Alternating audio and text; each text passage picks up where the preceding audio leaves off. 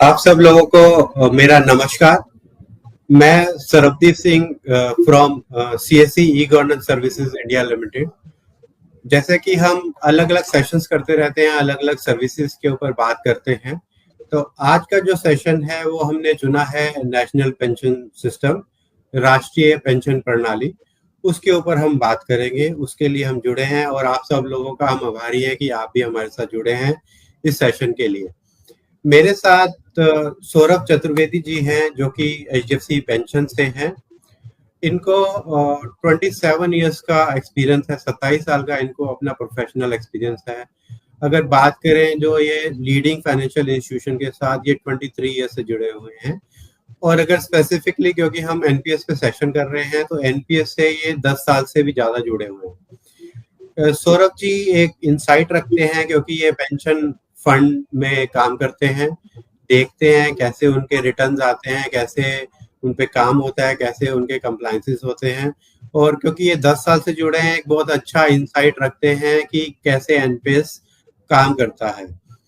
सौरभ जी हमेशा एक wider adoption के लिए माने जाते हैं कि वो रिटायरमेंट प्लानिंग एडवाइस करते हैं और एनपीएस के थ्रू हम कैसे उस रिटायरमेंट प्लानिंग को हम आगे लेके जा सकते हैं उसके लिए जाने जाते हैं सौरभ जी। तो सौरभ जी आपका नमस्कार और आपको वेलकम हमारे साथ जुड़ने के लिए। धन्यवाद आपका जुड़ने के लिए। सर क्योंकि हम एनपीएस पे बात करने वाले हैं, तो अगर हम एनपीएस की बात करें, नेशनल पेंशन की बात करें, तो आपको क्या लगता है कि ये जो पर्टिकुलर पेंशन स्कीम है, रिटायरमेंट स्कीम है जो रेगुलेटर ने चलाया है, कि कैसे ये इवॉल्व कर रहा है आज की डेट में भारत में, उसके बारे में आप थोड़ा सा उस पे इंसाइट दीजिए हमें। जी धन्यवाद सरदीप जी।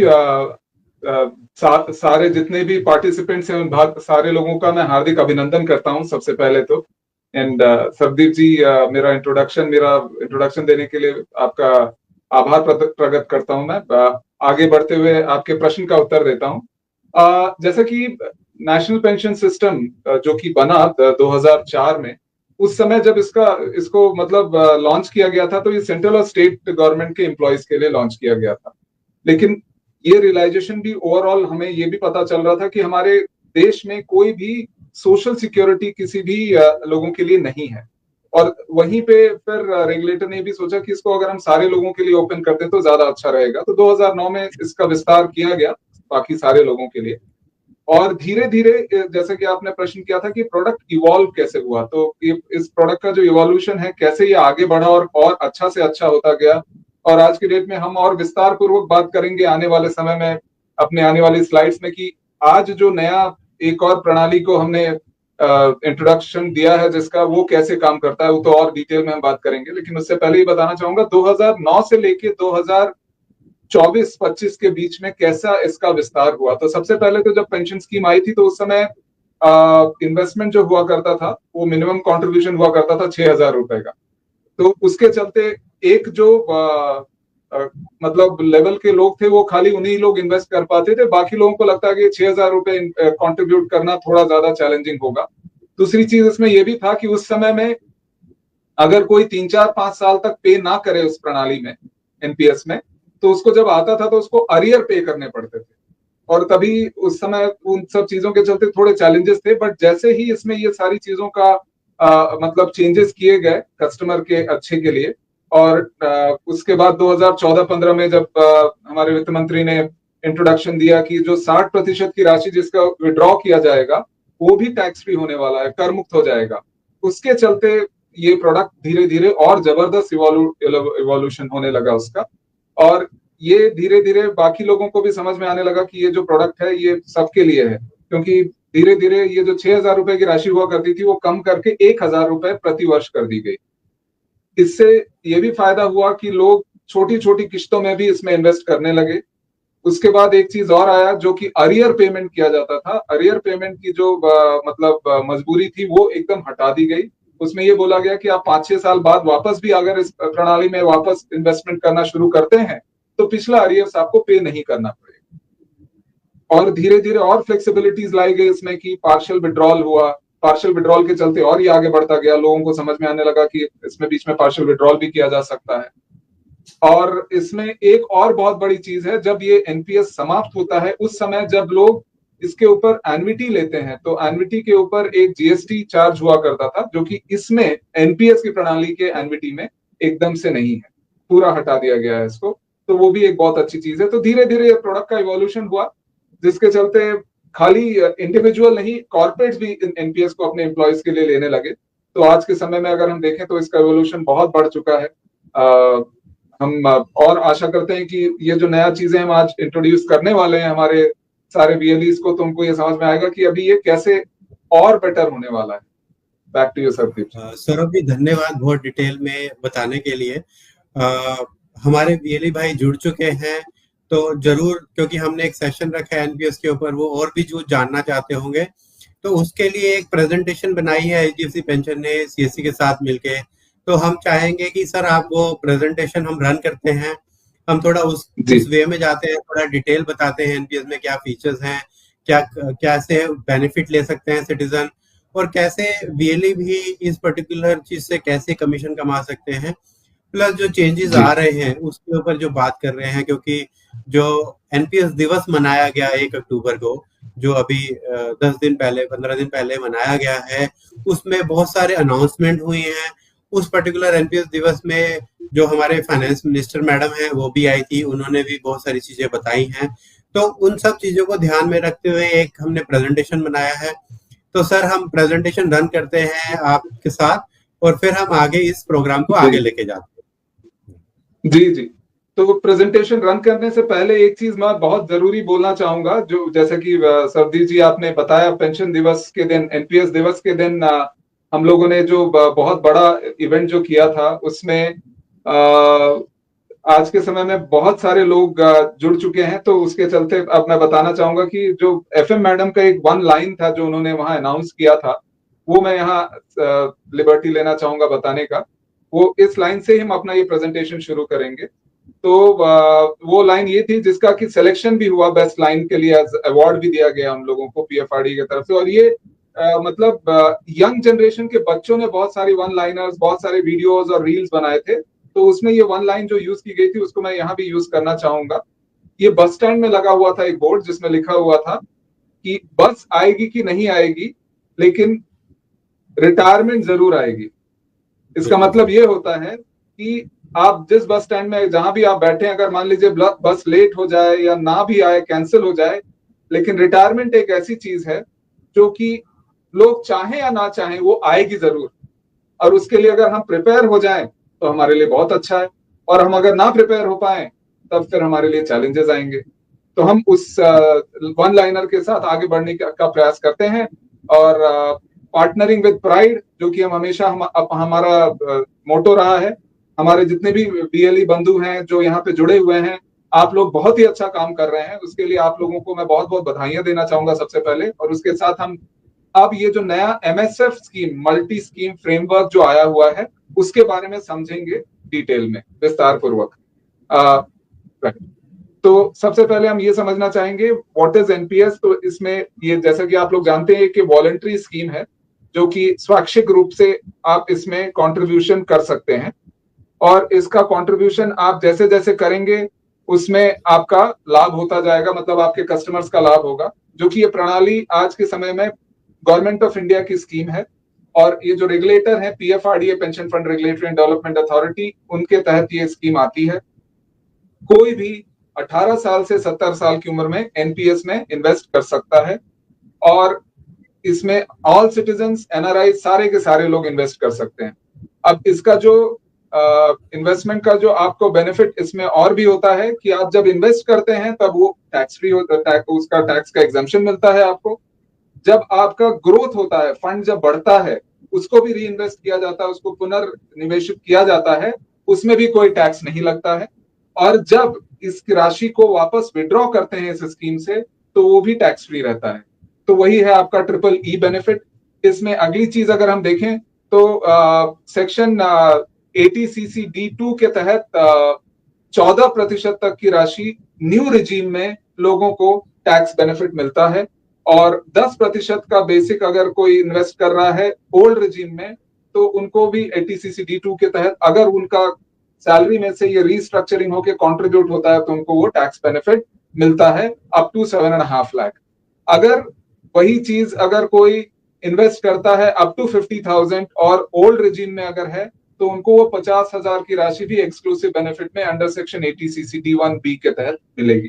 टोटल एक्सपेंस इसमें जो है ये आज के समय में खाली इंडिया का नहीं संपूर्ण विश्व का one of the most cost effective product है, जो कि मतलब बहुत ही सस्ता प्रोडक्ट है, बहुत ही कम चार्ज में एक्टिवली मैनेज किया जाता है इस फंड को, जो कि पूरे विश्व में इस लेवल पे इतना एक्टिवली मैनेज फंड इतने कम चार्ज में नहीं होता है। तो ये एक और बहुत बड़ा फायदा है हमारे सारे वीएलई बंधुओं के लिए भी और हमारे कस्टमर्स के लिए भी। और ये जो सोल्यूशन है ये फुल्ली पोर्टेबल है, जैसा कि मैंने आपको बताया पहले 6,000 हुआ करती थी, अब मिनिमम राशि इसमें कंट्रीब्यूशन की 1,000 रुपए तक भी आप इसमें डाल सकते हैं।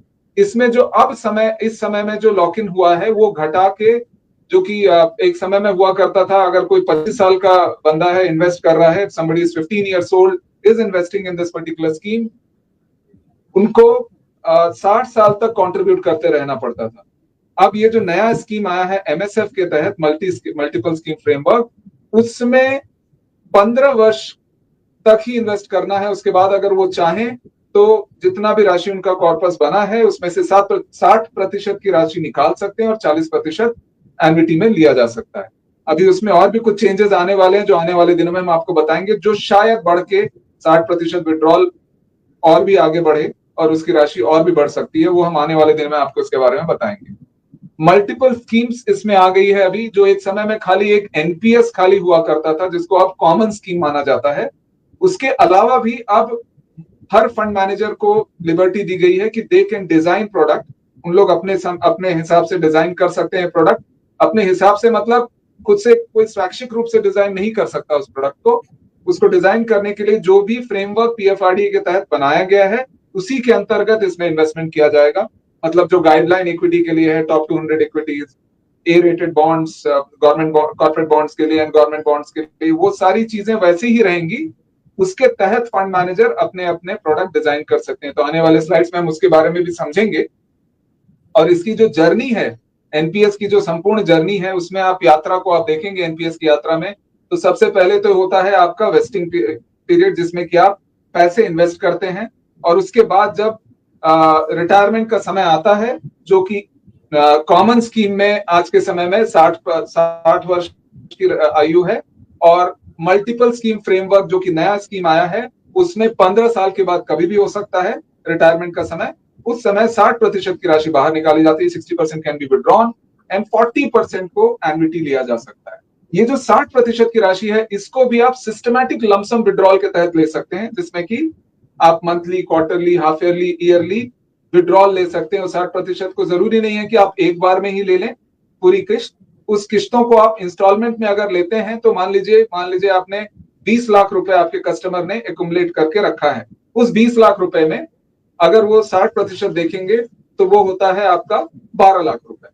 वो 12 लाख रुपए अगर आप चाहें तो एक बार में ही निकाल सकते हैं जबकि रिटायरमेंट हो रही है या 15 साल कंप्लीट हो रहा है एमएसएफ के तहत, या उसको उस 12 लाख रुपए को एनपीएस के अकाउंट में रखते हुए मंथली विड्रॉल भी किया जा सकता है। उससे फायदा ये होता है कि अगर कोई मंथली सिस्टमैटिक लमसम विड्रॉल करता है तो बाकी की राशि उनके अकाउंट में उसका ग्रोथ होता ही रहता है। So the fund keeps on growing, he is doing a piecemeal withdrawal for 10 years और 5 years, whatever term he decides. तो उससे एक बहुत बड़ा फायदा होता है। और एन्युटी प्लान तो ऐसा है कि 40% की जो राशि है, 100% की राशि में भी एन्युटी प्लान लिया जा सकता है। ये डिपेंड करता है उस समय उस रिटायरी के कंडीशन के ऊपर। अगर रिटायरी समझता है कि वो सीधा इन्वेस्ट कर दे तो वो इन्वेस्ट कर सकता है और उस पे ही वो एन्युटी लेते रह सकता है। इसमें लाइफ टाइम के लिए उनको पेंशन मिलता रहता है। अब आगे बढ़ते हैं अगली स्लाइड की तरफ।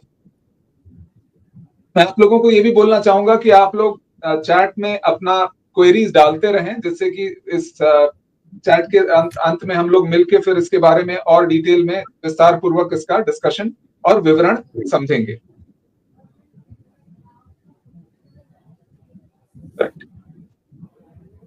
अब जो ये नई स्कीम आई है इसमें आप अगर देखें तो इसको बहुत ही डिटेल में हम लोगों ने इस विस्तार पूर्वक इस स्लाइड में समझाने का प्रयास किया है। We have tried to explain it to you in such a detailed fashion in this slide so that you understand and take away the complete key benefits of it. पहली चीज है MSF के तहत मल्टीपल स्कीम फ्रेमवर्क के तहत scheme was launched scheme launch by pension fund managers. So जो framework है उसके अंतर्गत फंड मैनेजर्स अपनी अपनी स्कीम लेके आ सकते हैं, जैसे कि हम लोगों ने भी 2 स्कीम लाई है जो कि हम आने वाले स्लाइड्स में आपको बताएंगे। तो pension fund managers can design launch scheme basis persona and target segments. मतलब अभी हम लोगों को ये समझना पड़ेगा कि अलग अलग तरीके के कस्टमर्स हैं। कोई यंग है, कोई ऐसा कस्टमर है जो कि अभी मतलब 50 साल से ऊपर का है, या ऐसे भी हो सकते हैं कुछ कस्टमर जिनका रिस्क एपेटाइट काफी कम है, मतलब वो जोखिम कम लेना चाहते हैं। कुछ ऐसे होते हैं जो कि यंग एज में भी जोखिम लेना चाहते हैं और ओल्ड एज में भी जोखिम लेना चाहते हैं। तो उन सारी चीजों को देखते हुए, टारगेट सेगमेंट को समझते हुए हम लोगों ने 2 प्रोडक्ट का डिजाइन किया है जो हम आने वाले स्लाइड्स में आपको बताएंगे। रिडक्शन इन वेस्टिंग एज, ये एक बहुत ही महत्वपूर्ण विस्तार हुआ है इस प्रोडक्ट में, जो कि एक समय में 60 वर्ष की आयु तक आपको इस प्रोडक्ट में रहना पड़ता था, जो कि कॉमन स्कीम में अभी भी अवेलेबल है। नई स्कीम के तहत 15 वर्ष के उपरांत आप कभी भी इसमें से एग्जिट ले सकते हैं। इसका मतलब ये हुआ कि 15 वर्ष के उपरांत after 15 years you will be allowed to go ahead and take 60% out। आप 60% की राशि ले सकते हैं और 40% पे आप पेंशन लेंगे। तो ये बहुत ही बड़ा डेवलपमेंट हुआ है इस प्रोडक्ट में। दूसरा है इन्वेस्टमेंट इन मल्टीपल स्कीम्स। जैसा कि आप जानते हैं म्यूचुअल फंड, आप काफी Sardeep correct me if I am wrong, काफी लोग यहाँ पे म्यूचुअल फंड भी हमारे बीएलई बंधु लोग बेचते होंगे और समझाते होंगे कस्टमर्स को, है ना? तो बिल्कुल सर। अब जी, अब उस हिसाब से मैं समझाना चाहूंगा, इसमें मल्टीपल स्कीम्स ली जा सकती है। मतलब कि मान लीजिए आज के समय में मैं एक नया निवेशक हूं, आया, मैंने इन्वेस्ट किया मल्टीपल स्कीम में। एक स्कीम में मैंने इन्वेस्ट करना शुरू किया, मैंने 5 साल तक इन्वेस्ट किया उसमें, मुझे लगा रिटर्न्स अच्छे आ रहे हैं, लेकिन मुझे अब लगता है कि शायद एक और किसी दूसरी स्कीम में डालना चाहूं, तो वो स्कीम में भी मैं डालने की इस स्कीम के तहत मतलब मेरे को ये लिबर्टी मिलती है, मेरे को ये स्वतंत्रता मिलती है कि 5 साल के बाद मैं दूसरे किसी फंड में भी अगर डालना चाहूं दूसरे स्कीम में, तो वो इन्वेस्टमेंट मेरे लिए अलाउड है। लेकिन इस फंड को क्या मैं शिफ्ट कर सकता हूं वो दूसरे वाले फंड में? That is something which is not allowed as per the scheme choice. वो चीज यहाँ पे अलाउड नहीं होगा कि आप जिस स्कीम में आप पैसे डाल रहे हैं उसको निकाल के दूसरे स्कीम में शिफ्ट कर लें, वो चीज यहाँ पे अलाउड नहीं होगी। दूसरा है इक्विटी इन्वेस्टमेंट, जो एक समय में 75% हुआ करता था, वो अब एक्सपोजर 100% तक हो चुका है। The equity exposure which was allowed only up to 75% in the tier 1 choice has gone up to 100% now। क्योंकि ऐसे बहुत सारे कस्टमर्स हुआ करते थे जो सोचते थे कि हमारा तो, हम यंग हैं, हमको तो 100% की राशि इक्विटी में डालना है, लेकिन ये प्रोडक्ट अलाउ नहीं करता था। आज के समय में मल्टीपल स्कीम फ्रेमवर्क में वो अलाउड है। PF pension fund enable to contribute to offer additional benefits. इसमें पेंशन फंड मैनेजर्स और भी additional benefit, third party services भी इसमें ऐड कर सकते हैं। जैसे कि अगर कुछ आने वाले दिनों में और भी अलग एडिशनल सर्विसेज डालना चाहें तो हम इसमें ऐड कर सकते हैं। वो आज के समय में इस प्रोडक्ट में अलाउड कर दिया गया है PFRD की तरफ से, जो कि पहले नहीं था। Unified AUM link charge structure, ये एक बहुत बड़ा डेवलपमेंट है जो आज की आप लोग जितने लोग भी म्यूचुअल फंड बेचते हैं उन लोग ये समझ पाएंगे कि एक समय में जो चार्जेस हुआ करते थे वो अकाउंट ओपनिंग होता था और कंट्रीब्यूशन प्रोसेसिंग हुआ करता था, बट फंड मैनेजमेंट चार्ज जो था और ओवरऑल ट्रेल कमीशन जो हुआ करता था वो इसमें ज्यादा इसमें था ही नहीं। आज के समय में as per the new MSF वो अलाउड कर दिया गया है। तो एक बहुत बड़ी चीज हुआ है, बहुत बड़ा डेवलपमेंट हुआ है, जिसके चलते अब जो AUM बेस्ड चार्ज है वो टोटल बढ़ के 0.30% हो गया है। उसके अलावा account opening charges and contribution processing charges completely इसमें नलिफाइड है। तो बैक एंड चार्जेस होंगे इसमें, फ्रंट एंड का कोई चार्ज नहीं होगा। Pension fund to tie up with POPs and distributors, and that is where हम यहाँ पे हैं। CSE के साथ हमारा तो बहुत सालों से रेगुलर मतलब पार्टनरशिप रही है, और इसीलिए आपने मुझे पहले भी सुना होगा, मैं कई बार पहले आ चुका हूं आप लोगों से बात करने के लिए। तो हम यहाँ टाई अप करके आप लोगों को भी स्वतंत्रता देंगे कि इस प्रोडक्ट को आप अपने कस्टमर्स को समझाएं और आगे चलाएं। आगे बढ़ सकते हैं हम लोग अभी। Right. Why NPS works for you मतलब यहाँ पे हम ये बताने की कोशिश कर रहे हैं कि एनपीएस आपके लिए इस समय में why is it going to work in a different fashion. तो यहाँ बहुत सारी चीजें हैं। एक तो सबसे बड़ा एडवांटेज है आपके लिए as a distributor, as a VLE, आपके पास जो कस्टमर आपके साथ जुड़ेंगे वो लॉन्ग लॉन्ग टर्म के लिए आपके साथ जुड़े रहेंगे। उससे फायदा आपका ये होगा कि उसी कस्टमर को आप काफी सारी चीजें, mutual fund, fix deposits, other set of services, वो सारी चीजें दे सकते हैं। तो क्रॉस सेल की अपॉर्चुनिटी आपके पास बहुत अच्छी रहती है। इसमें एक चीज और बहुत बड़ी बात है, एक समय में ये जो कंट्रीब्यूशन हुआ करता था, वो लोग सोचते थे कि मेरे को 60 साल तक कंट्रीब्यूट करना है, इसलिए वो नहीं आना चाहते थे। अब जब ये 15 वर्ष का समय आ गया है तो बहुत सारे लोग और जुड़ते जा रहे हैं, जिससे आपका फायदा ये होगा कि मोर एंड मोर कस्टमर्स आएंगे, उनको आप क्रॉस सेल कर सकते हैं। इसमें एक और फायदा है कि लाइफ टाइम प्रोडक्ट हो गया है। वात्सल्य और एनपीएस दोनों को मिला के आप अगर देखें तो 0 वर्ष से लेके 85 वर्ष तक की आयु तक के सारे लोगों को आप यहाँ पे एनपीएस आज के समय में दे सकते हैं। उससे आपका फायदा ये होगा कि आपकी आयु उनकी उनकी इन्वेस्टमेंट्स बढ़ेंगी और आपकी आय बढ़ेगी। फुल प्रोडक्ट है ये, एक बहुत बड़ा फुल प्रोडक्ट है, क्योंकि इसमें लोग टैक्स बेनिफिट भी समझ पाते हैं, लेते हैं, और उसके साथ ही साथ इसका जो कॉस्ट है वो बहुत ही कम है। वर्ल्ड का सबसे कॉस्ट इफेक्टिव प्रोडक्ट है, उसके चलते लोग ज्यादा से ज्यादा इन्वेस्ट करना चाहते हैं। 15 वर्ष का जो अब टर्म आ गया है, उसके चलते और लोग ज्यादा जुड़ना चाहेंगे इसमें, स्पेशली यंगस्टर्स और आना चाहेंगे, क्योंकि अब जो टर्म है वो कम हो गया है।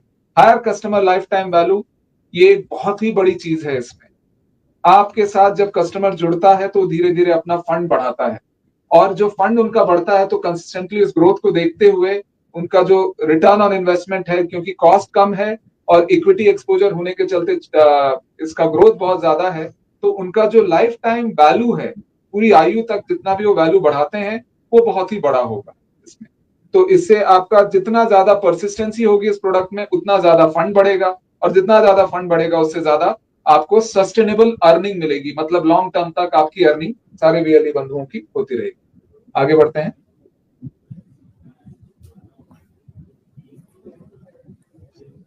ये स्लाइड बहुत ही इंपॉर्टेंट है, आप लोगों को समझना पड़ेगा इसमें। ये हम इस तरह से समझाएंगे कि आज के समय में, जैसे कि आप लोगों ने पहले भी इसके बारे में बोला भी होगा, सरदीप को, टीम को, हमें भी बहुत लोगों ने बताया था कि ट्रेल बेस्ड कमीशन नहीं मिल पा रहा है, इसके चलते हमारा ओवरऑल रेवेन्यू तो बहुत कम है। अब अगर आप यहाँ देखें, हमने एक एग्जाम्पल यहाँ देके आपको समझाया है कि लाइफ टाइम रेवेन्यू आपका कैसे बढ़ेगा। मान लीजिए आपने आज के समय में 10,000 प्लान को अगर खुलवाया over a period of time, 10,000 folios खुलवाए, और उसमें से समझ लीजिए कि सारे लोग रीपे नहीं कर रहे हैं, 70% लोग उसमें पेमेंट करते हैं अगले साल से। और मान लीजिए फंड की वैल्यू जो है वो हर हर साल रिटर्न ऑन इन्वेस्टमेंट जो आज के समय में टीयर 1 में हम अगर पिछले 10 साल का रिटर्न देखें तो 13.94% है। उस हिसाब से 26 सितंबर तक का हमने कैलकुलेशन लिया था। कोई अगर एनुअल कंट्रीब्यूशन 25,000 का करता है और हर साल उस एनुअल कंट्रीब्यूशन में 5% और बढ़ा देता, मतलब पहले साल 25,000, अगले साल 25,000 और 5% और बढ़ गई उसमें राशि, तो वो अगर करते जाते हैं तो अगले 15 साल में अगर आप अपना रेवेन्यू देखेंगे विद एयूएम एंड एवरीथिंग, अगर कॉमन स्कीम में ये फंड इन्वेस्ट हुआ होता तो कंट्रीब्यूशन प्रोसेसिंग चार्ज और ओवरऑल चार्ज जो आपका होता है अकाउंट ओपनिंग पे, उन सारी चीजों को मिला के शायद रेवेन्यू एक नॉर्मल वितरक का 10,000 प्लान खोलने के तहत 1.16 करोड़ होता, जो कि अगर यही चीज एमएसएफ में डाला जाए तो 5.12 करोड़ हो जा रहा है। मतलब टेक्निकली आपका रेवेन्यू 5 गुना ज्यादा बढ़ जा रहा है, जो कि एक बहुत बड़ी बात है। 15 साल में आप जितना कमा लेते कॉमन स्कीम में, उससे 5 गुना ज्यादा बढ़ा के कमा लेंगे इन केस ऑफ आपके मल्टीपल स्कीम फ्रेमवर्क के प्रोडक्ट के तहत। आगे बढ़ते हैं। आई एम श्योर ये आपको गुड न्यूज लगा ही होगा, क्योंकि ये तो अब ट्रेल बेस्ड कमीशन के चलते ये बहुत बड़ा न्यूज है और गुड न्यूज है आपके लिए। Bye partner with HDFC pension, तो उसके बारे में कुछ और पॉइंटर्स आपको बताना चाहूंगा। आगे बढ़ते हैं। सार्थक, हमारे साथ सार्थक जुड़े हुए हैं, जो कि हमें हमारे इस प्रेजेंटेशन को सार्थक बनाने के लिए प्रेजेंटेशन को धीरे धीरे प्रेजेंट कर रहे हैं हमारे लिए। Thanks Sarthak. So you are a preferred partner आप अगर प्रेफर्ड पार्टनर हैं हमारे, तो आप समझ सकते हैं। सबसे पहले तो ये आप समझें, हमारा जो एक्सपीरियंस है एनपीएस मैनेज करने का, तो 13 इयर्स प्लस का एक्सपीरियंस है हमारा फंड मैनेज करने का। पीएफएम टू डिसकंटिन्यू ऑपरेशंस, बहुत सारे लोगों ने इसमें अलग अलग तरीके की चीजें की, लेकिन हमारा अगर आप देखेंगे फंड जो है ओवरऑल, हम लोगों ने मल्टीपल स्कीम फ्रेमवर्क के तहत 2 अलग अलग फंड लॉन्च किए हैं। और इसमें एक सबसे बड़ा एडवांटेज ये है कि हमारे कुछ न्यूज हैं आप जो देख सकते हैं, जिसमें कि मिंट के द्वारा, सीएनबीसी के द्वारा, 2 fund managers को again from the Mint side, there were a lot of awards which were given in the last 13 years time. तो ये बहुत सारे अवार्ड हमें मिले हुए हैं as a best fund manager. And HDFC as a fund management company, आप तो नाम जानते हैं, बहुत सालों से आप लोग मैनेज कर रहे हैं, तो देखते भी होंगे फंड हाउस को। एंड एचडीएफसी अगर आप देखें तो हम जो कस्टमाइज सर्विसेज और सपोर्ट देते हैं, जो कि आज की डेट में एक उसी सपोर्ट का एक हिस्सा है जो कि आप लोगों को यहाँ ट्रेनिंग दी जा रही है। उसके अलावा जो मार्केटिंग कैंपेन्स करते हैं, उसका आप लोगों को एक बहुत बड़ा इनडायरेक्ट फायदा होगा, परोक्ष रूप से एक फायदा होगा। सपोर्ट आपका हमेशा रेगुलरली रहेगा इन टर्म्स ऑफ, अगर कोई भी अलग तरीके की आपको सपोर्ट की आवश्यकता है, कहीं आपको लगता है कि आपका एक कोई कस्टमर बेस है जिसके लिए एक अलग से कुछ छोटा प्रेजेंटेशन, कस्टमाइज प्रेजेंटेशन बनाने की देने की जरूरत है, तो हम उसके लिए भी तैयार हैं। लॉन्ग टर्म कंसिस्टेंट रिटर्न, जो कि हम लोग आज के समय में टॉप क्वार्टाइल में, जितने भी आपके ऐसे क्लासेस हैं उस सब जगह टॉप क्वार्टाइल में हैं। उससे एक बहुत बड़ा फायदा है कि आपके कस्टमर्स का कॉन्फिडेंस आपके ऊपर भी बढ़ेगा, और आप उसके साथ ही साथ और भी उनको अलग तरीके के प्रोडक्ट भी सजेस्ट कर पाएंगे। ब्रांड वैल्यू, ब्रांड वैल्यू आज के समय में आप देखेंगे तो HDFC as a group company is the largest financial conglomerate in India, one of the largest, with 15.32 lakh crore of market capital. And आज के समय में गवर्नमेंट के द्वारा भी ये अनाउंस किया जा चुका है कि ये जो एंटिटी है HDFC as a group company, it is too big to fail category में आती है। मतलब ये इतनी बड़ी हो चुकी है कि अगर कोई इकोनॉमी, अगर कोई चैलेंजेस आएंगे तभी ऐसा फेलियर हो सकता है, otherwise it is too big to fail. तो दैट इज, वो एक बहुत बड़ा एडवांटेज है आपको जुड़ने के लिए एचडीएफसी पेंशन के साथ। आगे बढ़ते हैं। अब हम समझते हैं एचडीएफसी पेंशन फंड मैनेजमेंट की जो नई 2 स्कीमें लॉन्च की गई हैं वो कौन सी हैं और वो कैसे चलती हैं। तो पहली स्कीम जो है वो है इक्विटी एडवांटेज फंड। ये बहुत वर्षों से, from last many years, lot of investors were asking that I want to have 100% equity exposure, why am I not allowed.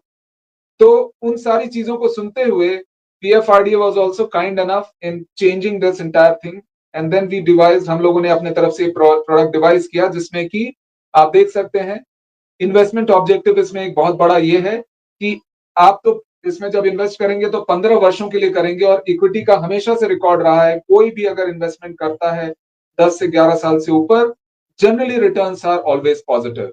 I'm sure Sardeep, you will agree to this particular fact. People generally who invest for a longer duration, equity always pays well. तो एक बहुत बड़ा advantage है, उसी को हमने दिमाग में रखते हुए और फोकस पॉइंट में रखते हुए इसको यहाँ पे इंट्रोड्यूस किया है। Why to choose this fund?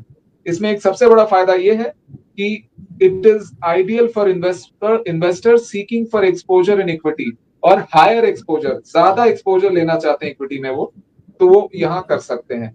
Long term wealth creation चाहते हैं जो लोग, वो भी यहाँ इन्वेस्ट कर सकते हैं। It is backed by HDFC pension fund, so investment expertise is always there. Asset allocation जो इसमें हुआ करता है ये 85% से 100% तक है, 85% टू 100% इक्विटी एक्सपोजर। उससे एक बहुत बड़ा फायदा होगा, लॉन्ग टर्म में रिटर्न्स आपका मल्टीप्लाई करेगा। और जब भी एक चीज और आपको समझना पड़ेगा, इक्विटी में जब लोग इन्वेस्ट करते हैं तो generally people should not invest with 6 months, 1 year, 2 year horizon. Long term के हिसाब से इन्वेस्ट करना चाहिए और इसमें हमेशा ही रिटर्न अच्छे आते हैं। ऑल्टरनेटिव एसेट क्लास, जो कि वीट फंड होता है, रियल स्टेट बॉन्ड्स, जहां 5% तक की राशि इन्वेस्ट की जाएगी। कैश में इन्वेस्टमेंट, मनी मार्केट में और कैश में 10% तक का इन्वेस्टमेंट होता है। इसमें आप अगर देखें तो as per PFRDA guideline, BSC 200 try investments में ही ये किया जाएगा, जिसमें हम, हमारे जो चीफ इन्वेस्टमेंट ऑफिसर हैं विश्वास कटेला जी, वो along with the complete team of fund managers, वो डिसाइड करेंगे कि कहाँ कहाँ इन्वेस्ट किया जा सकता है विद इन दैट यूनिवर्स, उसी यूनिवर्स के तहत। वेस्टिंग एज एंड विड्रॉल, जैसे कि हमने बताया, एमएसएफ में 15 वर्ष तक के बाद कभी भी रिटायरमेंट का विड्रॉल लिया जा सकता है। Even if somebody is 25 years old, कोई 25 वर्ष की आयु में अगर इन्वेस्ट करता है तो 40 वर्ष में भी ये विड्रॉल ले सकता है। जो कि कॉमन स्कीम में अभी आज के समय में भी वो 60 वर्ष तक है।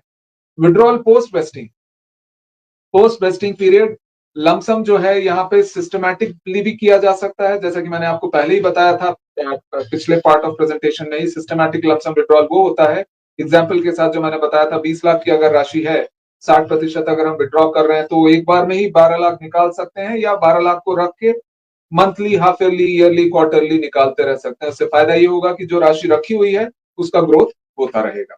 Partial withdrawal and premature exit options are also available in this particular scheme. उसका पूरा डिटेल गाइडलाइन अभी आना बाकी है, तो उसके बारे में हम फिर से विस्तार पूर्वक आपको बताएंगे। एक ड्राफ्ट एक्सपोजर आया है, उसके बारे में और डिटेल में कुछ दिनों में और चीजें आ जाएंगी, तब हम आपको उसके बारे में डिटेल में बताएंगे। Further withdrawal benefits and partial withdrawal benefit. Total charges are capped at 0.30%। जैसे कि हमने बताया कि इसमें account opening charge, contribution processing charge, वो सारी चीजें अब इसमें नहीं है, सब कुछ बैकएंड में आता है 0.30%। और वही हमारा टोटल एयूएम बेस्ड चार्ज होगा, जिसमें से कि कुछ राशि फंड मैनेजर्स के पास जाती है जो कि अप टू 0.09% होगा, और जो 0.21 बचा हुआ है उसमें से कुछ राशि पीओपी रखेंगे, कुछ राशि हम लोग यहाँ पीएफएम के पास रखेंगे, बाकी राशि आप लोगों की तरफ दी जाएगी। तो वो हम देखते हैं वो कैसे होगा। आगे वाले स्लाइड्स में हम उसके बारे में मैं और सर्वदीप जी विश्लेषण भी करेंगे और आपको बताएंगे भी। तो जो चार्जेस हैं ये इस प्रोडक्ट में आप देखें तो 0.30 के चलते ये बहुत ही कॉस्ट इफेक्टिव प्रोडक्ट बन गया है, और कस्टमर्स को अपफ्रंट कुछ भी नहीं दिखेगा कि क्या चार्ज हुआ। ये वैल्यूएशन जो नैव कैलकुलेशन होता है उससे पहले ही 0.30% कट जाएगा। आगे बढ़ते हैं अगले प्रोडक्ट की तरफ। तो वो हुआ इक्विटी एडवांटेज फंड। अब है अगला प्रोडक्ट, जबकि आप देखेंगे हमने दोनों ही लोगों को ध्यान में रखते हुए बनाया है ये प्रोडक्ट। एक तो इक्विटी एडवांटेज फंड था, वो जो कि ज्यादा रिस्क एपिटाइट वाले लोग हैं, जो जोखिम ज्यादा लेना चाहते हैं उनके लिए। जो लोग बैलेंस जोखिम लेना चाहते हैं, मतलब एक संतुलित प्रकार से वो जोखिम लेना चाहते हैं बैलेंस्ड अप्रोच के हिसाब से, तो उनके लिए है सुरक्षित इनकम फंड टियर 1 अकाउंट। इसमें आप देखेंगे तो investment generates high returns but relatively lesser returns than the equity exposure, because equity exposure इसमें 55% से 75% तक है। कॉर्पोरेट बॉन्ड का एक्सपोजर अप टू 30% है, गवर्नमेंट बॉन्ड्स अप टू 45% है, alternative asset class up to 5% है, और 10% अप टू 10% की राशि रखी जाती है मनी मार्केट में इन्वेस्ट करते हुए। तो ये एक बैलेंस अप्रोच है। इसमें बेंचमार्क इसमें है बीएससी के लिए टॉप 200, गवर्नमेंट सिक्योरिटीज इंडेक्स 25% तक का ही लिया जाता है, एंड कॉर्पोरेट बॉन्ड्स में जो है वो 10% तक ही लिया जाता है। It is only always A rated bonds. Wasting यहाँ पे भी 15 वर्ष तक आप इन्वेस्ट कर सकते हैं, और उसके बाद आप जब भी विड्रॉल करना चाहे कर पाएंगे। पोस्ट वेस्टिंग जैसे कि पिछले वाले फंड में भी हमने बताया था, लमसम विड्रॉल आप कर सकते हैं, सिस्टमैटिक लमसम विड्रॉल भी आप कर सकते हैं। चार्जेस इसमें भी उतने ही हैं 0.30%, एंड इसी के चलते ये world's most cost effective retirement product है आज के समय में। तो ये दोनों प्रोडक्ट आज के समय में आपको अवेलेबल हैं। आप जब ड्रॉप डाउन में सिस्टम में देखेंगे तो दोनों ही प्रोडक्ट अवेलेबल है। एक आपको ज्यादा इक्विटी एक्सपोजर देता है, दूसरा आपको बैलेंस फंड अप्रोच देता है। दोनों ही अपने तरीके से अच्छे हैं। आपके कस्टमर्स को जो प्रोडक्ट ज्यादा संतुलित लगे, जो ज्यादा अच्छा लगे, आप उस हिसाब से उनको ये सजेस्ट कर सकते हैं। Right, can we move forward?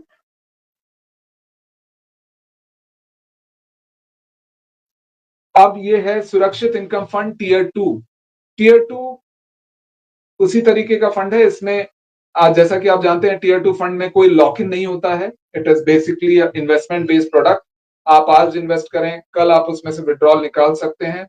इसमें भी एक बैलेंस अप्रोच मुहैया कराया गया है कस्टमर्स को, जिसमें कि टियर 1 के साथ अगर कोई टियर 2 खोले तो इसमें ये इन्वेस्ट कर सकते हैं। एक्सपोजर सारे एक जैसे ही हैं। इसमें इक्विटी एक्सपोजर आप अगर देखेंगे तो इसमें थोड़ा सा डिफरेंट है पिछले वाले से। इसमें 25% की राशि है इक्विटी में, कॉर्पोरेट बॉन्ड्स 50 से 100% है, गवर्नमेंट बॉन्ड्स अप टू 50% है, ऑल्टरनेटिव 5% है, और मनी मार्केट में करीब 10% की राशि जाती है।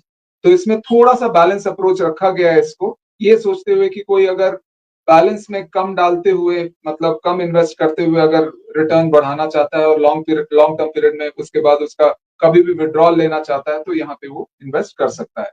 इस फंड का सबसे बड़ा एडवांटेज ये है कि कभी भी आप पैसे विड्रॉ कर सकते हैं इसमें से, कोई 15 ईयर का पीरियड भी नहीं है इसमें विड्रॉल के पॉइंट ऑफ व्यू से। दूसरी चीज चार्ज और टैक्स बेनिफिट इसमें कोई भी नहीं रहता है टीयर 2 में।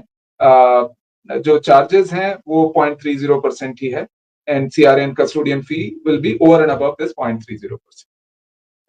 So these are the 3 products, basically 2, but एक प्रोडक्ट के सुरक्षित इनकम फंड के तहत 2 टीयर 1 एंड टीयर 2 2 हैं, इसके चलते ये आपको 3 प्रोडक्ट्स दिख रहे हैं। आगे बढ़ते हैं हम स्लाइड पे। अब हम आपको थोड़ी चीजें और बताना चाहेंगे जिसको बहुत ही आपको अच्छी तरीके से देखना होगा कि फंड के जो ऑप्शंस हैं आज के समय में, आप अगर 10 साल का हम ओवरऑल कैलकुलेशन देखेंगे यहाँ पे कि there are different fund managers with different performance. तो इक्विटी में आप अगर देखें तो पिछले 10 साल में, जैसा कि हमने आपको पहले बताया था, we are there in the top quartile, तो we are there among the top in the last 10 year horizon with 13.9% return on investment. एक इसमें और बड़ी चीज आपको मैं बताना चाहूंगा, जितने भी फंड मैनेजर्स हमारे साथ यहाँ पे हैं जो जुड़े हुए हैं अलग अलग इसमें, all of them are doing well, but हमारा जो टोटल एसेट अंडर मैनेजमेंट है वो इंडस्ट्री में सबसे बड़ा है इन terms of equity, corporate bonds and government bonds funds, in terms of retail and corporate funds. तो रिटेल एंड कॉर्पोरेट फंड्स का आप अगर टोटल यूनिवर्स देखेंगे जो हम अगले स्लाइड में आपको दिखाने जा रहे हैं, वहां आप समझ पाएंगे कि इतने बड़े यूनिवर्स में हमारा इतना बड़ा जो वो है चार्ज, मतलब इतना बड़ा जो फंड है उस पे भी हम इतना बड़ा रिटर्न दे पा रहे हैं, जो कि आज की डेट में बहुत बड़ी चीज है। और अगर आप अगला एसेट क्लास देखें जो कि गवर्नमेंट बॉन्ड्स है, गवर्नमेंट बॉन्ड्स में आप देखें। सौरभ जी, शायद आपका नेटवर्क में थोड़ा सा इश्यू हो रहा है, थोड़ा कट रहा है। If you can speak loudly और थोड़ा नेटवर्क अगर ठीक हो जाएगा तो हमारे लोगों को अच्छा सुनाई देगा। अच्छा, अभी कटना शुरू हुआ या पहले से कट रहा था सरदीप जी? अभी जस्ट शुरू हुआ क्या, ऐसा हुआ? Is it better now? नहीं, it is fine sir, it is fine sir. अच्छा, मैं तो एक्चुअली एक ही जगह बैठा हूँ, ये लगता है हमारे सर्विस प्रोवाइडर लोगों का थोड़ा सा चैलेंज हो सकता है। और should I just switch off this thing video, शायद उसके चलते वो हो पाएगा? No, the audio is fine sir, it's perfectly fine sir, you can continue. Okay,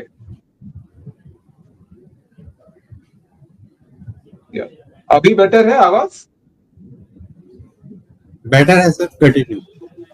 ठीक है, थैंक यू। तो मैं बता रहा था, अब हम गवर्नमेंट बॉन्ड की तरफ बढ़ते हैं। गवर्नमेंट बॉन्ड्स में भी आप देखेंगे तो हमारा total asset under management 44,690 crore का है, जो कि आपने देखा कॉर्पोरेट बॉन्ड्स में 63,567 करोड़ का था, गवर्नमेंट बॉन्ड्स में इतना बड़ा फंड है। उस पे भी हमारा ओवरऑल फंड परफॉर्मेंस इज 8.323%। और देखें आप अगर कॉर्पोरेट बॉन्ड्स में, again outrightly we are again number 1, 8.63%, and total fund asset under management is 27,710 crore।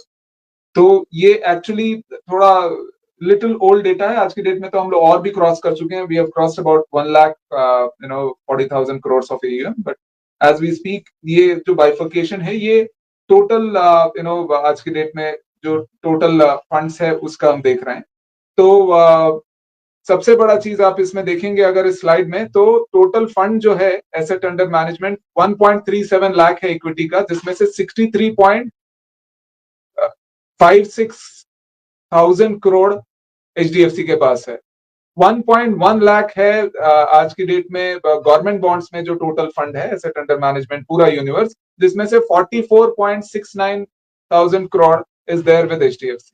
66,000 corporate bonds में है टोटल फंड, जिसमें कि 27,710 करोड़ इज विद HDFC। तो फंड साइज भी बड़ा है, रिटर्न ऑन इन्वेस्टमेंट भी बड़ा है, तो इससे आपको ये बहुत बड़ा फायदा होगा कि लार्ज फंड पे भी हम बेटर रिटर्न दे पा रहे हैं। That should give you more confidence. Can we move to the next slide?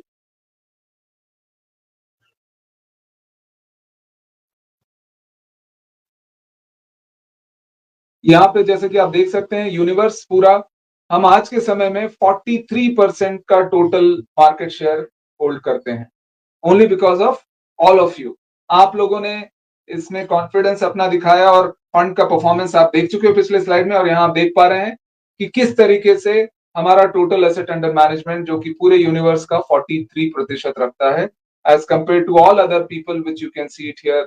There are people with 20%, 16%, and then with 6%, 4%, 4%, ऐसे अलग अलग तरीके के फंड उन लोगों के पास टोटल मार्केट शेयर उनका है आज के समय में. तो इसको आपको शायद और कॉन्फिडेंस देगा कि this is something which is happening only because of our fund performance and only because of all of you who are there, suggesting us as to be the fund manager. आगे बढ़ते हैं.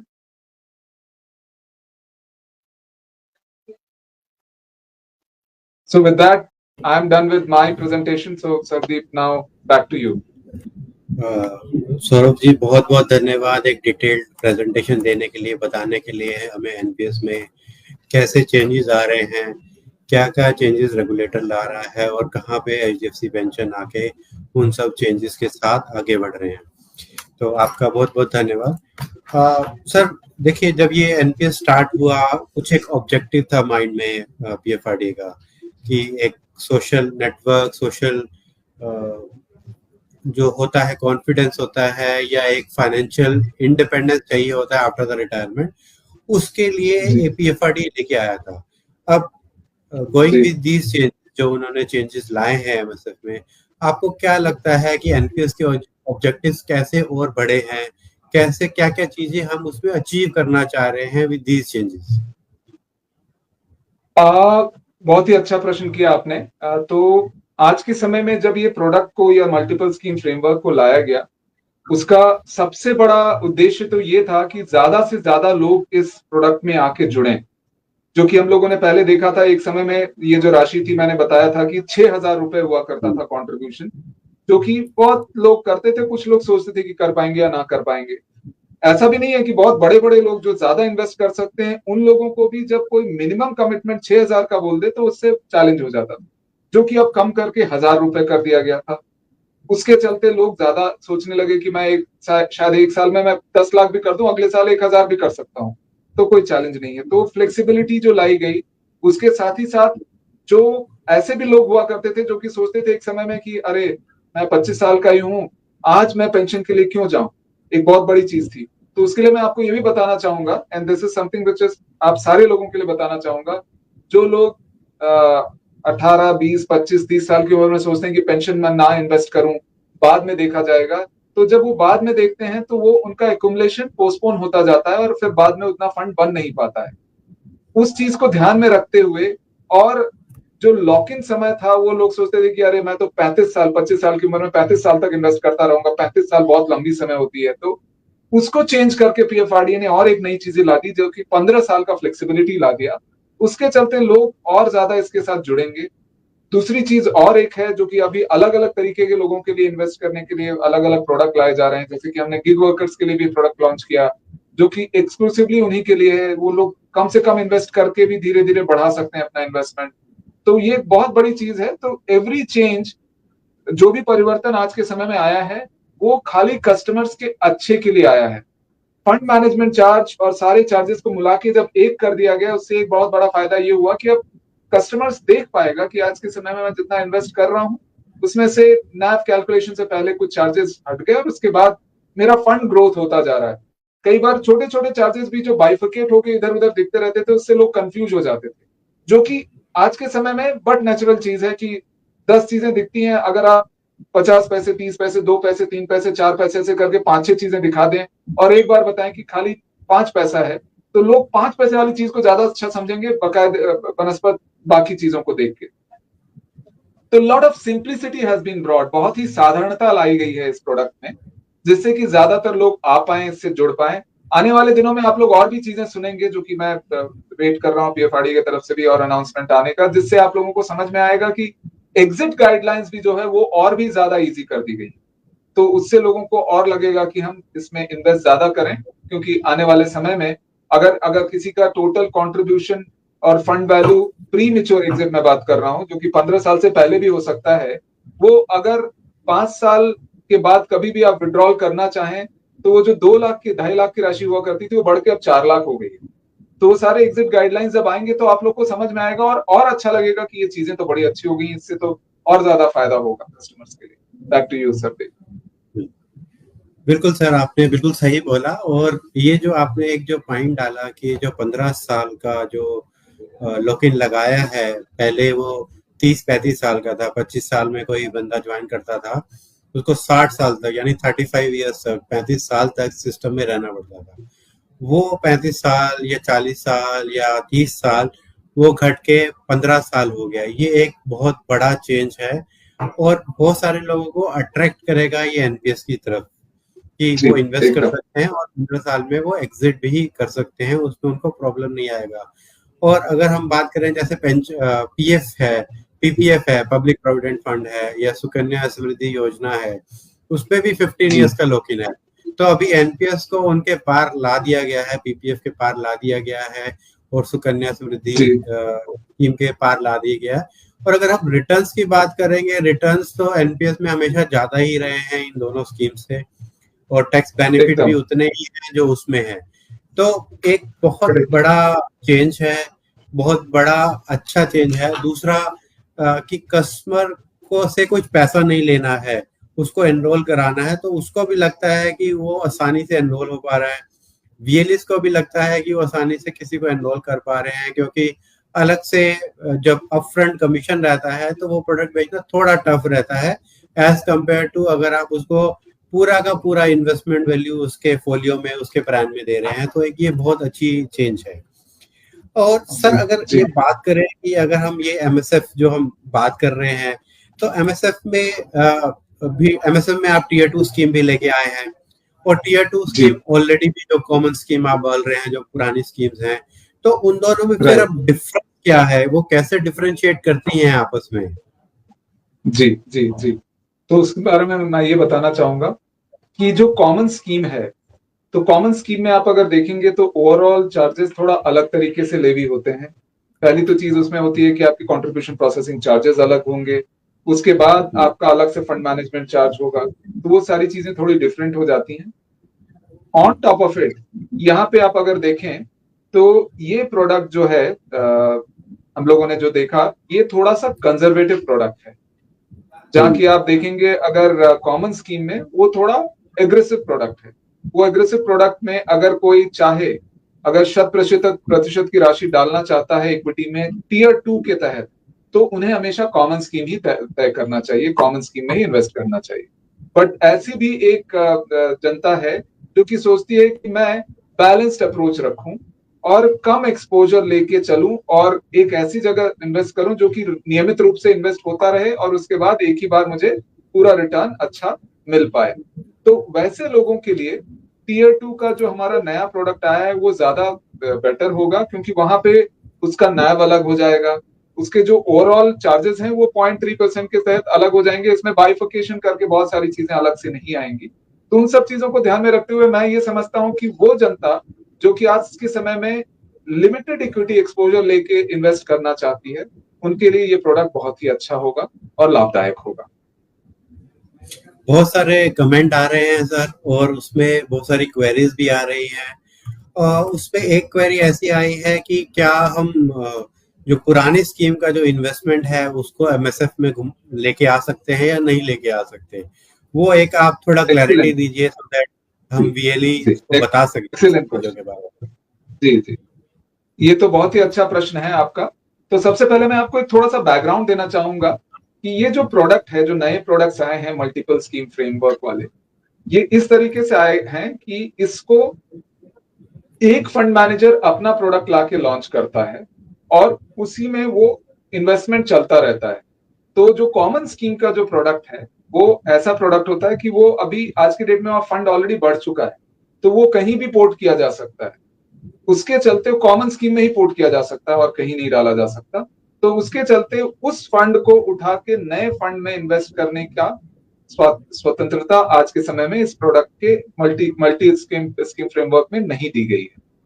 However बाद में अगर आप जो नया scheme framework में जो आप नए प्रोडक्ट में फंड इन्वेस्ट कर रहे हैं उसको अगर शिफ्ट करने का आप सोचते हैं, तो वो पोर्टेबिलिटी कुछ सालों के बाद में उसको अलाउ किया जाएगा। लेकिन कॉमन स्कीम से मल्टीपल स्कीम में जो फंड है वो शिफ्ट करने की स्वायत्तता आज के समय में, the liberty of that is not given. Okay sir, ये जो स्कीम्स लेके आ रहे हैं, पीएफआरडीए भी कहीं कंसंट्रेट कर रहा होगा किस टाइप की स्कीम्स आए एमएसएफ में, तो उसके बारे में थोड़ा बताइए, क्योंकि पीएफआरडीए इंटरेक्ट कर रहा होगा पेंशन फंड से, वेरियस पेंशन फंड से।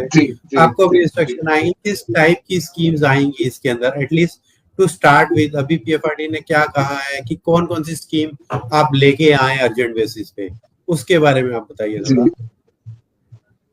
तो आज के समय में हमारा तो रेगुलर इंटरेक्शन पीएफआरडी के साथ होता है, गाइडलाइंस मिलती रहती है। This is the best regulator which we have come across, who has been always giving us the guidance and it has been a guiding force for us. बहुत सारे हमको गाइडेंस दिए गए, कहाँ क्या नहीं करना चाहिए उसके बारे में भी चीजें बताई गई, जिसके चलते हमने जो प्रोडक्ट आज की डेट में लाया है वो उन्हीं सब चीजों को, उस उद्देश्य को ध्यान में रखते हुए लाया है। जैसे कि एक प्रोडक्ट जो हमने लाया जो कि इक्विटी एक्सपोजर लाने के पॉइंट ऑफ व्यू से लाया गया, क्योंकि आज के समय में इतने सारे जेंजीज हैं जो कि अलग अलग तरीके के प्रोडक्ट में इन्वेस्ट कर रहे हैं।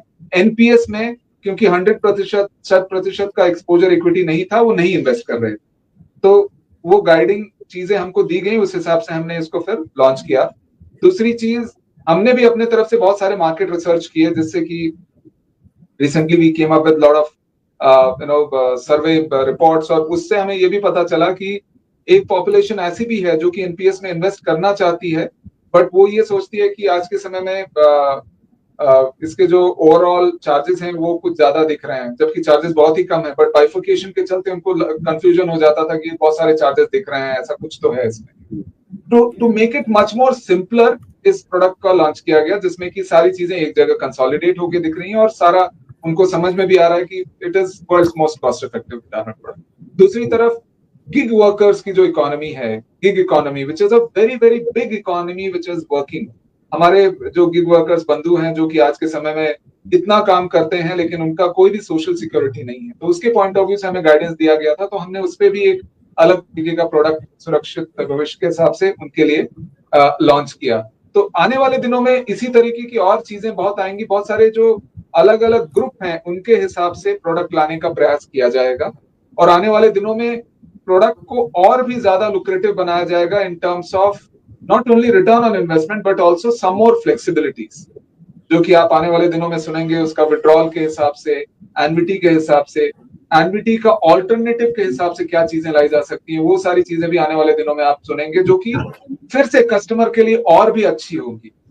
तो everything which is coming in is profitable for the customer, and definitely अगर बीएलईज हमारे बंधु देखते हैं कि ये प्रॉफिटेबल है कस्टमर के लिए, तो जरूर उनको सजेस्ट करेंगे, they will definitely go ahead and suggest for the customers.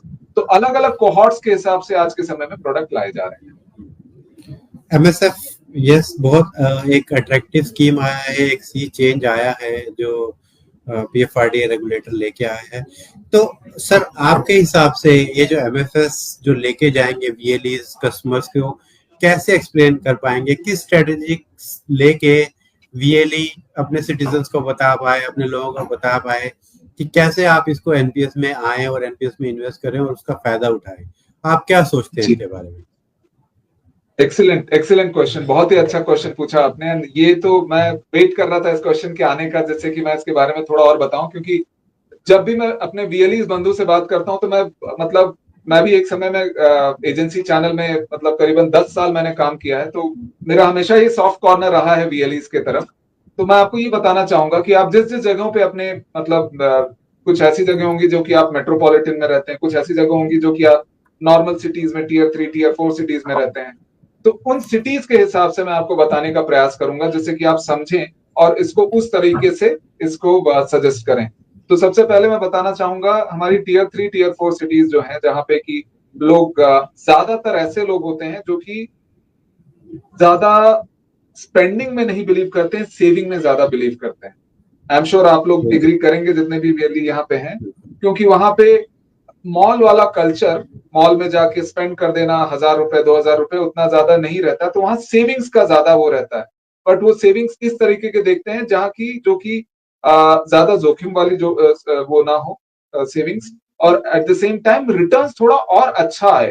तो उनको सबसे बड़ा चैलेंज आज के समय में ये होता है, विद ऑल ड्यू रिस्पेक्ट मैं बोल रहा हूँ, जो चिट फंड कंपनीज आती हैं, अलग अलग तरीके के इन्वेस्टमेंट्स लेके आती हैं, उसको हम वहां इन्वेस्ट करते हैं और उसके बाद फिर पैसे इधर के उधर होने लगते हैं, राइट। तो आज के समय में ये गवर्नमेंट का इतना अच्छा फ्लेक्सिबल प्रोडक्ट जो आ गया है, ये तो आप अगर देखें तो कोई भी अगर बच्चा है 0 ईयर से 18 ईयर्स के लिए, उसके लिए वो आपके जो मतलब कस्टमर्स हैं वो एनपीएस वात्सल्य ले सकते हैं। जो 18 साल से लेके 25-30 साल तक की उम्र के लोग हैं, वो आज के समय में काम करना या तो शुरू किए रहते हैं या अभी जस्ट पढ़ाई कर रहे होते हैं और सोचते रहते हैं कि क्या करना है। तो उनके लिए आप डेफिनेटली आपका जो एनपीएस का एमएसएफ का नया वाला इक्विटी वाला प्रोडक्ट है, वो डेफिनेटली आप जाके उनको सजेस्ट कर सकते हैं। उनसे आप बात करते समय बस इतना ही पूछें कि उनका ओवरऑल इन्वेस्टमेंट करने का क्या ध्येय है। अगर वो बोलते हैं कि नहीं मुझे बहुत ही लिमिटेड रिटर्न चाहिए और एकदम सेफ रहना चाहिए, तब तो शायद आप उनको सुरक्षित भविष्य के बारे में समझाएं, या कॉमन स्कीम के तहत ऑटो चॉइस मॉडरेट में लेके जाएं उनको, तो वो ज्यादा अच्छा रहेगा। लेकिन ऐसा कोई है जो बोलता है कि नहीं मुझे तो इक्विटी ज्यादा अच्छा लगता है और इसमें मैं अभी तुरंत तो निकालने वाला नहीं हूं पैसे, तो आप उन्हें ये समझा सकते हैं कि आप इक्विटी जो एडवांटेज फंड है उसमें डालें, या इवन कॉमन स्कीम में भी 75% इन्वेस्टमेंट वाला जो ऑप्शन है उसमें डलवाएं। तो उससे फायदा ये होगा कि उनका इन्वेस्टमेंट भी बढ़ेगा और उनका जो ऑब्जेक्टिव है वो मीट होगा। तो ये हुआ आपके टीयर 3 टीयर 4 सिटीज के पॉइंट ऑफ व्यू से। आप टीयर 1 एंड टीयर 2 सिटीज में अगर देखें तो उनका मॉल कल्चर जो है उसके साथ ही साथ आपको उनको थोड़ी चीजें और उनके हिसाब से समझानी पड़ेगी। उनको ये समझाना पड़ेगा कि आप स्टारबक्स में अगर if you let go of 1 coffee हर महीने, अगर if you let go of 1 coffee, this is how you will multiply, आपका जो रिटर्न है वो बढ़ के और ज्यादा होगा। उससे फायदा ये होगा आपका कि आप खाली एक कॉफी हर महीने की या 2 कॉफी महीने की छोड़ दे रहे हैं, लेकिन वो जो आपका पैसा बच रहा है वो आपके आज से 15 साल बाद जो लमसम लाके देगा आपको, वो बहुत बड़ा चीज होगा। तो आपको उस तरीके से वहां पिच करना पड़ेगा। वहां भी आपको टीयर 1 टीयर 2 सिटीज में भी ये समझना पड़ेगा कस्टमर से बात करते समय कि वो उनका उद्देश्य क्या है। वो अगर बोलते हैं कि लिमिटेड एक्सपोजर चाहिए, ज्यादा उनको मतलब बहुत बड़ा रिटर्न की आवश्यकता नहीं है, उनको बैलेंस रिटर्न चाहिए, लेकिन उनको पैसा एकदम ही सेफ, एकदम वो रहना चाहिए, जोखिम से एकदम परे होना चाहिए, तो आप उनको फिर मॉडरेट चॉइस या आपका सुरक्षित भविष्य में डाल सकते हैं। अगर वो बोलते हैं कि नहीं मुझे तो इक्विटी एक्सपोजर या मुझे ज्यादा रिटर्न्स चाहिए और लॉन्ग टर्म के लिए चाहिए, तो डेफिनेटली आपको इक्विटी एडवांटेज फंड में डालना चाहिए। तो ये मेरा सजेशन है आपको। इसके अलावा अगर आपके और भी कोई प्रश्न है तो पिच के लिए मैं हमेशा तैयार हूं, लेकिन ये चारों तरीके की सिटीज में आपको एक चीज जरूर बताना पड़ेगा, ये गवर्नमेंट ऑफ इंडिया का प्रोडक्ट है, world's most cost effective retirement product है, मतलब सबसे कम चार्ज वाला एक्टिवली मैनेज रिटायरमेंट फंड है। तीसरी चीज है, यहाँ आपको फ्लेक्सिबिलिटी ऐसी भी दी गई है कि आप 15 साल के बाद भी पैसे 60% तक निकाल सकते हैं। अगर आपको लगता है कि नहीं मुझे लंबे समय तक रखना और कोई भी निकालने की आवश्यकता नहीं, तो कॉमन स्कीम में भी उसके तहत आप सजेस्ट कर सकते हैं। तो ये 3-4 चीजों को आप ध्यान रखते हुए अगर समझाएंगे, आई एम वेरी श्योर आपके कस्टमर जरूर आपको आपके ऊपर विश्वास बढ़ेगा उनका और उन लोग और इन्वेस्ट करेंगे। Back to you sir.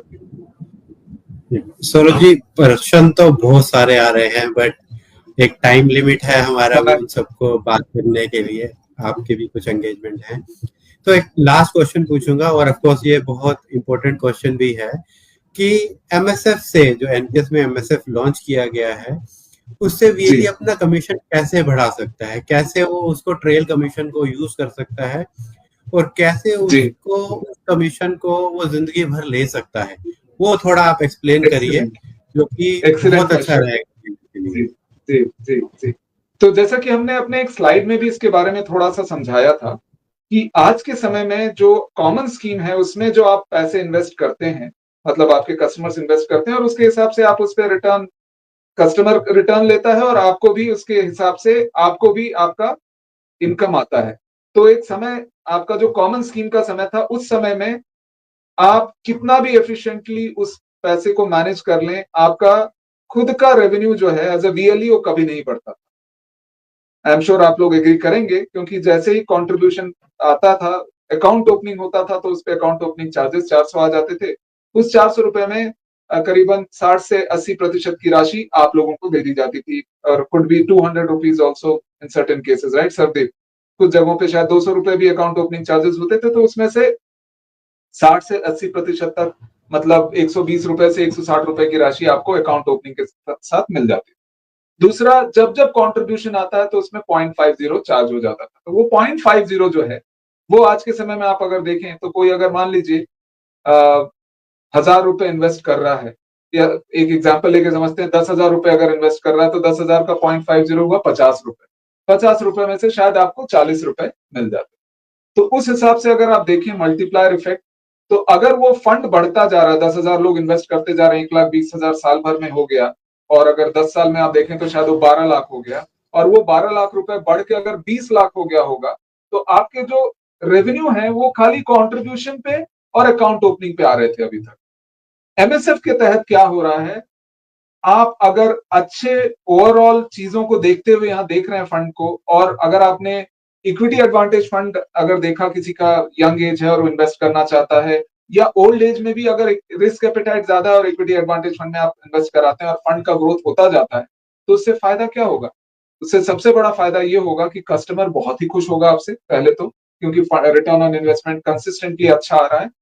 दूसरा, आपके लिए जो फायदा होगा कि आपका खुद का रिटर्न बढ़ता जाएगा, क्योंकि यहाँ पे आज के समय में आपको टोटल रफली अबाउट 14.8% ना Sardeep, that's what we were calculating, 14.2 और 14.8% इज द sorry 0.14% और 0.145% हाँ इज दी ओवरऑल AUM के ऊपर आपको चार्ज, आपको रेवेन्यू मिल रहा है। तो इनिशियली आपको लगेगा, प्रारंभ में आपको लगेगा शायद अरे मुझे तो मैंने डाला पैसे, शायद 1,000 रुपए डाला, तो उस पे मेरे को अकाउंट ओपनिंग चार्जेस तो ज्यादा कुछ नहीं आया, तो क्योंकि वो इस पे MSF में नहीं आता है। लेकिन वही फंड जब बढ़ेगा, और कस्टमर तो यहाँ पे इस प्रोडक्ट में ऐसा नहीं है कि वो आज डाला पैसे और कल निकाल लिए उसने, 15 साल तो मिनिमम वो रहने वाला, उससे उसके बियॉन्ड भी जाएंगे लोग। 15 साल का जो एग्जिट का ऑप्शन दिया गया है, मेरी बात मान के चलिए आप लोग, 70% लोग, 70 से 75% लोग वहां से पैसे निकालेंगे भी नहीं, उन लोग चलेंगे आगे की तरफ। वो खाली उनको एक फ्लेक्सिबिलिटी दिख रही है, एक 15 साल तक वहां इन्वेस्टेड रह सकते हैं, उसके बाद निकाल सकते हैं, उसके चलते ज्यादा लोग आएंगे। तो एक तो है आपका ज्यादा लोग कंट्रीब्यूट करेंगे, दूसरा आपका फंड के ऊपर जो रिटर्न मिलेगा वो आज के समय में, जैसे कि हमने कैलकुलेशन करके भी आपको बताया था, अगर आपका इनकम टोटल 15 साल के ड्यूरेशन में मान लीजिए 100 रुपीज हुआ करता था, तो वो बढ़ के 500 रुपए हो जाएगा। 5 गुना रेवेन्यू आपका बढ़ने वाला है इस मॉडल में, नए मॉडल के तहत, जो कि हमने कैलकुलेशन में आपको एक स्लाइड में बताया, जो कि हम आपके साथ शेयर भी करेंगे, आप देख सकते हैं। उसमें हमने खाली यही एग्जांपल लिया था, आपने 10,000 प्लान अगर खुलवाए अगले 15 साल में, और उसमें जो भी इन्वेस्ट कर रहा है वो 25,000 रुपए इन्वेस्ट कर रहा है, और हर साल 5% उसको बढ़ाता जा रहा है, और 13.94 हमने रिटर्न ऑन इन्वेस्टमेंट लिया था। उसके चलते AUM जबरदस्त बढ़ जाएगा 15 साल में, और हर साल आपका जो AUM पे रिटर्न आता जा रहा है, उसके चलते आपका जो AUM बेस्ड ट्रेल कमीशन है वो बहुत ज्यादा होगा, और कॉमन स्कीम जो आपका रेवेन्यू होगा उसके ऊपर, उसके कंपैरिजन में आपका revenue in this scheme with the limited conditions applied, you will have 5x, 5 गुना ज्यादा इनकम आप कर पाएंगे इसमें, जो कि आपके लिए भी अच्छा है और डेफिनेटली हम सबके लिए भी अच्छा है। बहुत बहुत अच्छा सौरभ जी, आपने बहुत अच्छा बताया कि कैसे एक इनकम जनरेट कर सकते हैं और एक रेगुलर इनकम जनरेट हो सकता है इसके थ्रू। जैसा कि मैंने बोला सर कि क्वेश्चंस बहुत है, बट कहीं ना कहीं एंड करना पड़ेगा। ऑफ कोर्स जो हमारे क्वेश्चंस आ रहे हैं वो हम अपने एंड पे भी रिप्लाई करेंगे। तो अभी हम आपका बहुत बहुत धन्यवाद करते हैं सौरभ जी, हमारे साथ जुड़ने के लिए, NPS के बारे में बताने के लिए, MSF के बारे में बताने के लिए। आप और बाकी सब BLE भाइयों का भी बहुत बहुत धन्यवाद हमारे साथ जुड़ने के लिए और इस सेशन को इंटरेस्टिंग बनाने के लिए।